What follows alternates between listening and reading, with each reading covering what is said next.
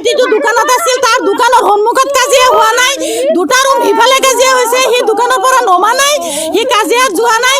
যিদিনাখন কাজিয়া হৈছে সিদিনাখনো দোকান খুলিছে, পিছদিনাখনো দোকান খুলিছে, দোকানৰ পৰা পুলিচে উঠাই লৈছে, মিছামিছি ফচাই দিছে জহিৰুল, নেকিব, ৱাকিব, জহিৰুল আৰু মফিদুলৰ জিজুৱাই এই পাঁচটা থানাৰ ভিতৰত আমি মোৰ চকুৰ সন্মুখত, আমাৰ পৰিয়ালৰ চকুৰ সন্মুখত প্ৰেছাৰ দি পেলাই চালান দিয়া হৈছে। আৰু যদি চালান নিদিলেহেঁতেন আমাৰ ভাইটি আজি বাচি থাকিলেহেঁতেন।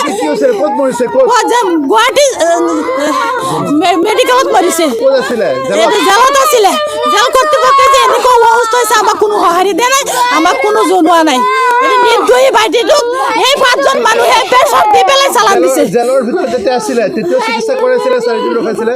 জেলৰ ভিতৰত এবাৰ অসুস্থ হৈছিলে, আমি মেডিকেলত নি পেলাই মুৰিগান মেডিকেলত নি পেলাই 4 দিন চিকিৎসা কৰিছোঁ। তাৰপিছত আকৌ জেলত লৈ গ'ল। জেলত পিছত যে এনেকুৱা অৱস্থা হৈছে বেহুচ, কালি গৈ পেলাই আমি দৰখাস্ত কৰিছোঁ, দৰখাস্তটো আমাৰ ঘূৰি আহিল, আমি ৰখি আছোঁ। পিছত 4জনে দাঙি পেলাই তাত বেহুচ অৱস্থাত আনিছে। আজি দায়ী হৈছে 1 নম্বৰ 5জন মৰিগাবাৰীৰ পৰা চালান দিছে। এই 5জন দায়ী, এই 5জন চালান নিদিলে বেচাৰা আজি মৃত্যুৰ মুখত নপৰিলেহেঁতেন। কলিজা ফাটি গৈছে, হাত বহি গৈছে, মূৰত ব্লাড জমিছে, ডাক্তৰে কৈছে। মানে যিসকলে তেওঁক ভুৱা গোচৰ দি পেলাই নিছে, দোকানৰ পৰা উঠাই নিছে। সিটো পলোৱা নাই, সিটো মাৰা নাই, সি কাজিয়াস্থলীত যোৱা নাই, দোকানৰ পৰা পুলিচে ওলাই নিছে, দোকানৰ পৰা লৈ গৈছে। দোকানৰ পৰা 5জন মানুহ দায়ী, 5জন মানুহ মিছামিছি বচাই দিছে। জহিৰুল আছে, মফিদুল, ৱাকিব, নেকিব আৰু মফিদুলৰ যি জোৱাই উলুবাৰীৰ, এই 5জনে ফচাই দিছে।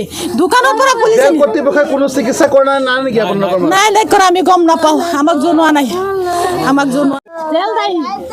এইটো আমি যেতিয়া মই যোৱাকালি গ'লোঁ চাবৰ কাৰণে, যোৱাকালি যোৱাৰ পিছত আগতে মই খবৰ কৰিছোঁ, তেওঁলোকে কৈছে আমি চিকিৎসা কৰি আছোঁ বুলি।